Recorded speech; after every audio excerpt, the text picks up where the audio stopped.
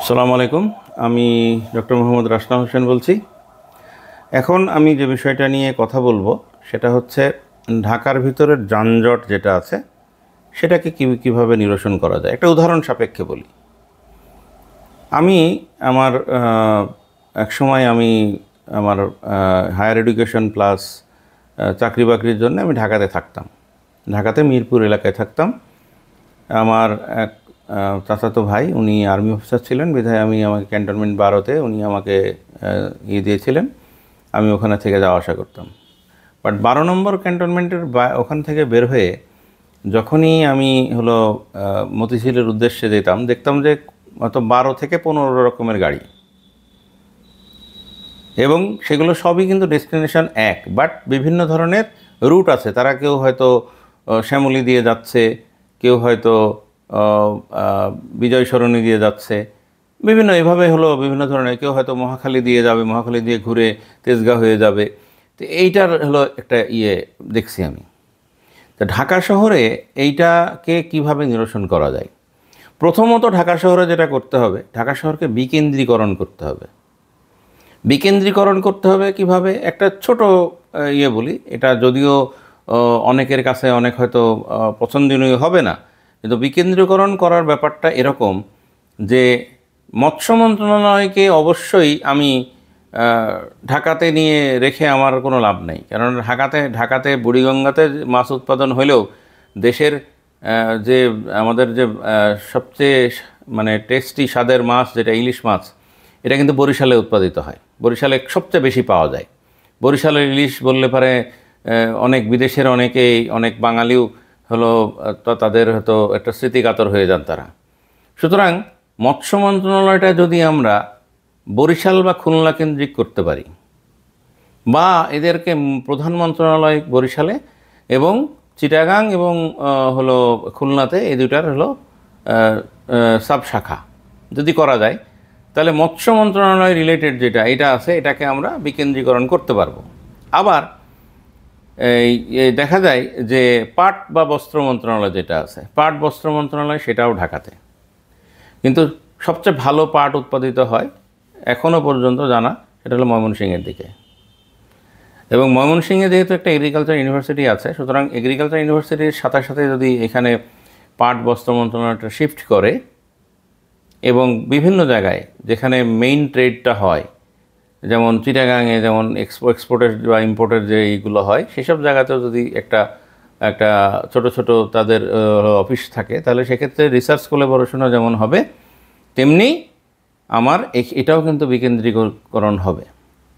আচ্ছা, বলতেছিলাম আমি ঢাকার ট্রান্সপোর্টেশনের যে এই বিষয়টা। হ্যাঁ, বিকেন্দ্রীকরণ করার কথাটা এখানে আসছে এই কারণে যে যেহেতু ঢাকাটা অনেক বেশি ক্রাউডেড হয়ে গেছে, এমন কিছু বিষয় আছে যেগুলো অবশ্যই ঢাকাতে রাখা প্রয়োজন, সবগুলো ঢাকাতে রাখা প্রয়োজন নয়। কৃষি মন্ত্রণালয় এটা বগুড়া, রংপুর এদিকে শিফট করতে পারে, অবশ্যই শিফট করতে পারে, বিকজ এখানে প্রচুর পরিমাণ এগ্রিকালচারাল প্রোডাক্ট তৈরি হচ্ছে। এখানে কৃষি মন্ত্রণালয়কে এটাকে যদি এইদিকে শিফট করা যায় এবং এগুলোর ছোট ছোট সাব অফিস যদি জেলাওয়ারি যদি করা যায়, যেটা আছে কৃষি অফিস আছে, কিন্তু সেগুলো কিন্তু খুব বেশি ফাংশনাল না, জাস্ট অফিস ওয়ার্ক, এটা টেবিল ওয়ার্ক এরকম মনে হয়। অনেকে হয়তো সাইট ভিজিটে যান, অনেক জমি জমা এগুলো ভিজিটে যান, কিন্তু এটার কিন্তু সেভাবে গতিশীল নয়। তো মন্ত্রণালয়গুলো যেন মন্ত্রণালয় থাকে, যন্ত্রণালয় না হয়, সেজন্যে এইটা। আর যখন এই ধরনের মন্ত্রণালয়গুলো যেগুলো ঢাকাতে থাকার একান্তই প্রয়োজন নেই, হ্যাঁ, হেড অফিস বলে একটা হেড অফিস থাকলো, সেটা তো একটা 50 তলা বিল্ডিংয়ে এই হেড অফিসগুলো থাকতে পারে, সেটা কোনো বিষয় না, সেটা খুব একটা প্রবলেমেটিক কোনো বিষয় না। কিন্তু মানুষ যাতে বিভিন্ন সময় তাদের কাজগুলো যাতে সহজে হাতের নাগালে পাওয়া যায়, সেই জন্যে আমার আমার এই মতামতটা।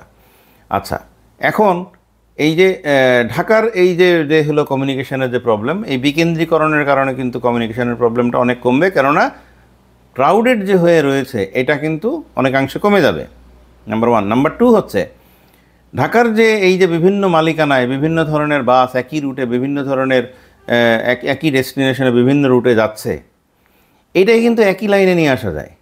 গভর্নমেন্ট এবং পাবলিক এদের এই দুইটা যদি একসাথে হয় এবং এটা যদি একইভাবে হলো পরিচালিত হয় যে এইটা এই রুটে যাবে, এটা এই রুটে যাবে, এটা এই রুটে যাবে, এইভাবে যাবে, এটা যেটা হলো ইন্টারন্যাশনালি যেটা দেখা যায়, এটা বিভিন্ন ধরনের ইউরোপিয়ান কান্ট্রিতে, অস্ট্রেলিয়াতে, সারা ওয়েস্টার্ন ওয়ার্ল্ডে এটা দেখা যায়, পাকিস্তানেও হয়তো আছে, ইন্ডিয়াতে আছে। হ্যাঁ, এই যে কমিউনিকেশনের বিষয়টা, সেখানে একটা নাম্বার লেখা থাকে যে দিস নাম্বার উইল ডেস্টিনেশন হচ্ছে অমুক জায়গায়। তো এই যে ব্যাপারটা, এটা যদি করা যায় তাহলে সেক্ষেত্রে এই মিরপুর 12 নম্বর থেকে শুরু করে মতিঝিল যাওয়ার জন্য যে 12টা বা 15টা বাস ট্রান্সপোর্ট আছে, এরা কিন্তু প্রতিযোগিতা করবে না।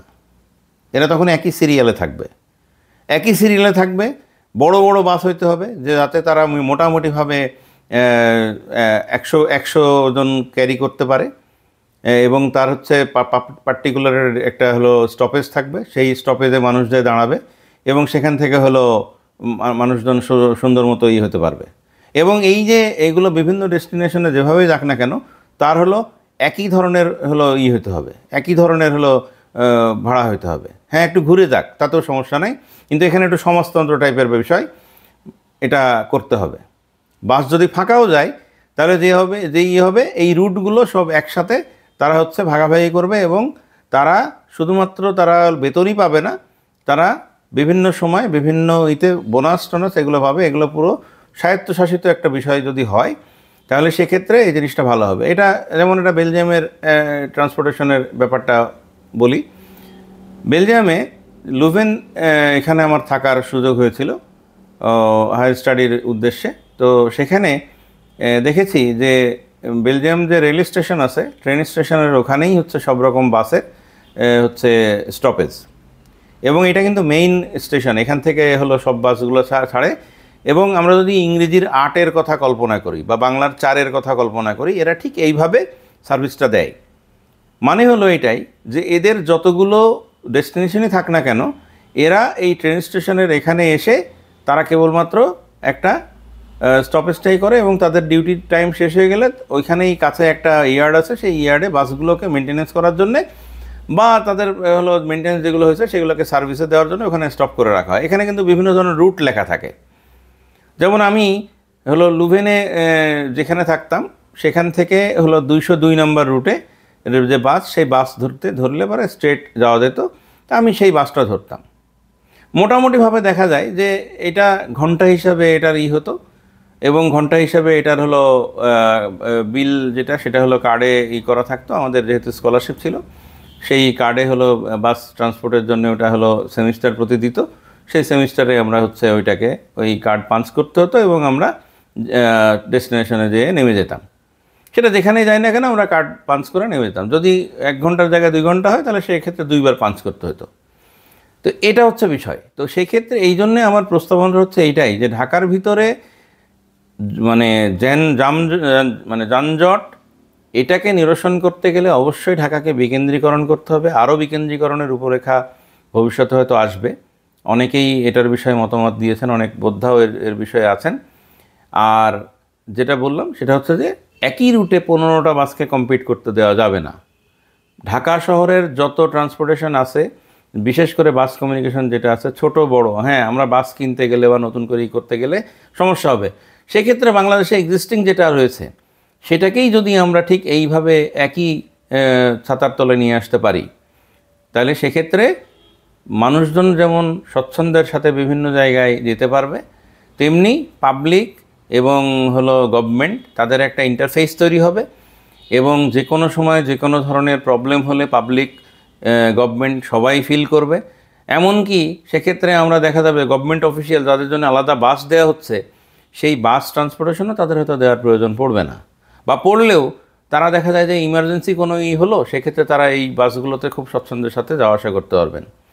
তাই আমার প্রস্তাবনা হচ্ছে এটাই যে প্রথমেই আমরা হলো ঢাকাকে বিকেন্দ্রীকরণের আওতায় নিয়ে এসে যেগুলো কেবলমাত্র প্রয়োজনীয়, আমরা শুধু হেড অফিস বাদে অনেক মন্ত্রণালয় আছে, সেই মন্ত্রণালয়গুলোকে বিকেন্দ্রীকরণ করতে পারবো। এবং বিকেন্দ্রীকরণ যদি করতে পারি তাহলে সেক্ষেত্রে ঢাকাতে ওভারক্রাউডেডনেস কমবে। ওভারক্রাউডেডনেস যদি কমে যায় তাহলে সেক্ষেত্রে আমরা ঢাকাকে অনেক বসবাস উপযোগী করে তুলতে পারবো এবং অন্যান্য শহরে যেখানে যেসব জায়গায় হলো আন্ডার ডেভেলপড এখনও আছে বা ডেভেলপমেন্ট হচ্ছে, সেসব জায়গাতে আমরা যদি এইভাবে মন্ত্রণালয়গুলোকে নিয়ে যাই, তাহলে সেক্ষেত্রে আমরা অনেক অনেক বেশি পরিমাণে দেশকে ডেভেলপ করতে পারবো। একটা কথা, এটা আমার কথা কিনা জানি না, যে development concentrated, development slow, development distributed, that is called real development. এইটা আমার প্রস্তাবনা। হ্যাঁ, এই বিষয়টা বিবেচনা করার জন্য আপনাদের সামনে আমি এটা উপস্থাপন করছি। বর্তমান উপদেষ্টা এবং যারা রয়েছেন এবং ভবিষ্যতে যারা মন্ত্রী হবেন তাদের সবার জন্যই আমি এইটা আপনাদের কাছে উপস্থাপন করছি। এই বিষয়টা বিবেচনা করবেন, করলে দেশের সকলের সামগ্রিক মঙ্গল হবে বলে আমি আশা করি। আসসালামু আলাইকুম, আল্লাহ হাফেজ।